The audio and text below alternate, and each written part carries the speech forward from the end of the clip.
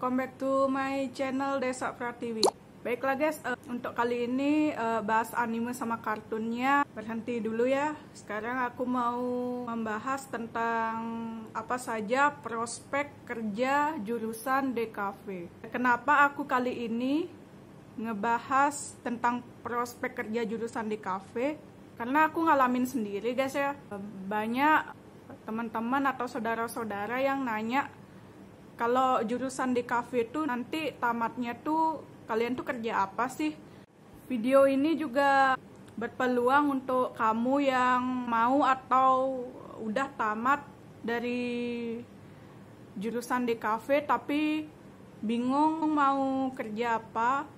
Mungkin aku bisa ngasih tahu apa yang bisa dilakukan setelah lulus dari jurusan DKV. Video ini juga akan memberitahu bahwa untuk adik-adik yang mau masuk jurusan DKV, kalian perlu mengetahui dulu nanti setelah tamat kalian tuh bisa jadi apa dan peluang kerjanya di mana. Kita tahu sendiri kan ya kalau jurusan DKV itu identik dengan percetakan kayak membuat poster, membuat layout majalah, sampul majalah, atau percetakan-percetakan lainnya. Padahal prospek jurusan DKV itu bukan di bidang percetakan aja ya guys. Banyak kok peluang-peluang jurusan DKV bisa kamu lamar ya, terutama di perusahaan-perusahaan. Baik, prospek kerja DKV yang pertama ada ilustrator. Baik, untuk ilustrator ini banyak banget ya dibutuhkan, terutama untuk studio-studio 2D animasi dan perusahaan anime juga. Sebagai bukti ya guys, kira-kira bulan Februari lalu, jadi aku tuh ngikutin diklat ya guys di BDI Denpasar. Jadi di BDI Denpasar itu ada pelatihan khusus untuk seseorang yang mau bekerja di bidang 2D dan 3D animasi. Jadi di BDI Denpasar itu aku tuh ngikutin diklat background salah satu anime yang terkenal di Indonesia yaitu Shinchan. Jadi aku tuh di sana ikut diklat pembuatan background anime Shinchan ya. Pembuatan backgroundnya itu pun nggak sembarangan loh guys, harus digarap oleh ilustrator handal ya.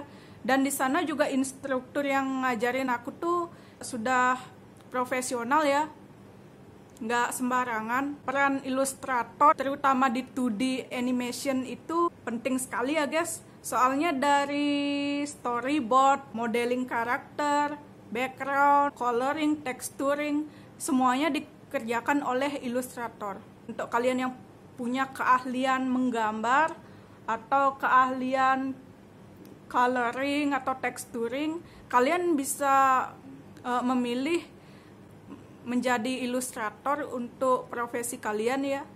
Atau peluang lainnya kalian juga bisa membuat komik ya, terus kalian upload. Ada beberapa web, kalian mungkin bisa cari di Google. Ada sebuah web menerima jasa komik online. Mungkin kalian yang jago gambar, yang jago ilustrasi, kalian bisa mengupload karya kalian di web tersebut. Selain itu, peran ilustrator juga sangat penting ya untuk pembuatan motif sablon baju atau untuk menjadi kartunis atau jasa membuat karikatur. Ya seperti itulah, banyak kok peluangnya. Next ada 3D modeler. Karena jurusan DKV juga mempelajari 3D modeling, jadi aku bisa masukin 3D modeler jadi prospek kerja kalian. Diklat yang aku ikutin udah 2 kali ya guys. Jadi September 2019 kemarin aku juga sempat ikut diklat lighting and rendering ya. Ternyata 3D itu banyak ya bidang-bidangnya.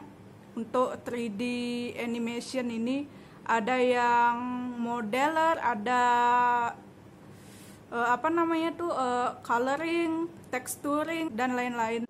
Mungkin untuk kalian yang hobi buat model 3D, kalian bisa mencoba ya, kalau bisa ngelamar di studio-studio animasi 3D ya. Atau kalian juga bisa kok ikut diklat kayak aku di BDI Denpasar. Itu adanya di Jalan WR Supratman, Denpasar Timur.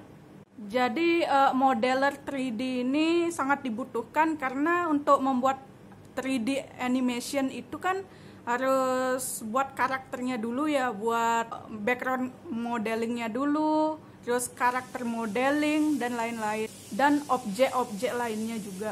Yang selanjutnya ada coloring and texturing objek 3D.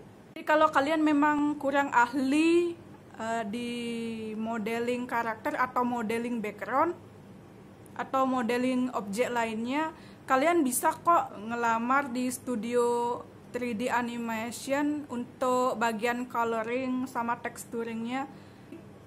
Coloring kalian pasti udah tahu kan ya, namanya aja color. Ya pasti mewarnai objeknya. Dan texturing juga untuk memberi tekstur. Misalnya nih ya, ada atap rumah. Setelah diwarnain pasti di atap rumah tersebut dikasih tekstur-tekstur kotak-kotak biar menyerupai atap. Terus selain itu juga texturing tuh kerjaannya memberikan motif-motif ya, misalnya motif baju misalnya. Misalnya bajunya gambarnya kucing atau anjing. Itu juga pasti dibutuhkan sekali. Jadi itulah tugas dari color and texturing objek 3D. Yang selanjutnya ada 2D and 3D rigging. 2D and 3D rigging ini juga ada bidangnya tersendiri ya guys. Jadi rigging ini adalah pemasangan kayak ada tulang-tulang gitu, terus dipasang-pasang agar animasinya tuh bisa bergerak. Kalau di 2D animation itu rigging tuh diperlukan untuk animasi 2D yang sederhana ya. Misalnya iklan layanan masyarakat. Terus animasi-animasi sederhana untuk balita ya guys. Kenapa aku bilang kalau di 2D animation ini sangat dibutuhkan untuk 2D rigging. Karena animasi 2D khususnya animasi sederhana kayak iklan layanan masyarakat sama animasi sederhana untuk balita tuh formatnya tuh animasi sederhana. Jadi peran 2D rigging juga sangat berperan di sana. Nah, kalau 3D animation, rigging ini sangat penting guys, soalnya ya pemasangan tulang-tulang agar bisa digerakkan itu. Jadi beda ya sama pembuatan anime-anime Jepang itu. Kalau anime-anime Jepang tuh lebih mengandalkan cel animation ya istilahnya, atau hand drawer animation. Makanya gerak-gerakannya tuh halus ya, kayak halus gitu. Beda sama 2D animation dan 3D animation ya. Kalau 2D animation tuh biasanya untuk iklan layanan masyarakat dan animasi-animasi sederhana untuk anak balita ya. Begitupun juga 3D. Next ada 2D and 3D animator. Setelah di rigging tuh biasanya animator tuh sangat dibutuhkan ya. Kalau di 2D seperti yang aku jelasin tadi, untuk anime 2D yang sederhana itu memang dibutuhkan. Setelah di rigging itu digerakkan ya, itu 2D animator. Kalau untuk 3D animator ini juga sangat diperlukan sekali, karena setelah di rigging biasanya karakter atau objek lainnya tuh digerakkan. Jadi sangat diperlukan ya untuk kalian yang suka di bidang ini. Kalian bisa melamar di studio-studio animasi yang membuka lowongan untuk di bidang ini. Selanjutnya ada layout 3D atau tata kamera dalam objek 3D ya. Layout yang dimaksud di sini adalah penata kamera di animasi 3D. Terutama untuk bagian adegan-adegan ya, teknik-teknik Angel kamera nih sangat dibutuhkan ya di sini untuk kalian yang ingin bekerja di studio animasi 3D, terutama ingin bekerja di bagian layout. Kalian harus mempelajari juga angel kamera ya, atau tata kamera itu. Next, yang terakhir di 3D animation ini ada lighting and rendering. Jadi sebelumnya aku udah dapat sampaikan kalau aku tuh pernah ikut diklat lighting and rendering bulan September tahun 2019 lalu. Lighting di sini adalah tata pencahayaan kamera ya.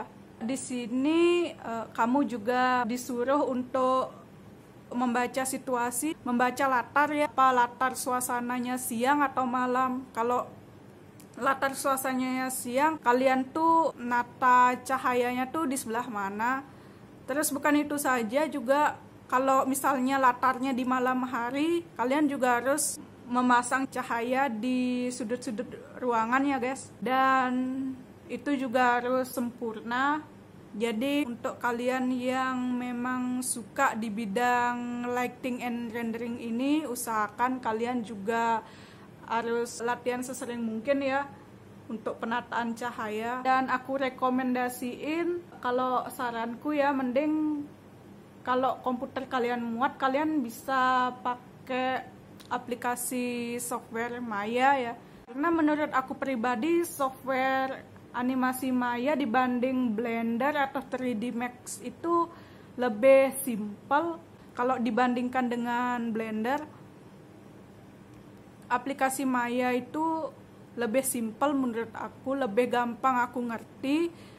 Ya, kembali lagi ya kepada kalian sukanya software yang mana. Kalau aku rekomendasiin kalian pakai software Maya aja, karena fitur-fitur dan tools-toolsnya itu juga kayaknya lebih sederhana, lebih gampang kalian ingatnya. Oke, baik, itu tadi beberapa rekomendasi prospek kerja jurusan DKV.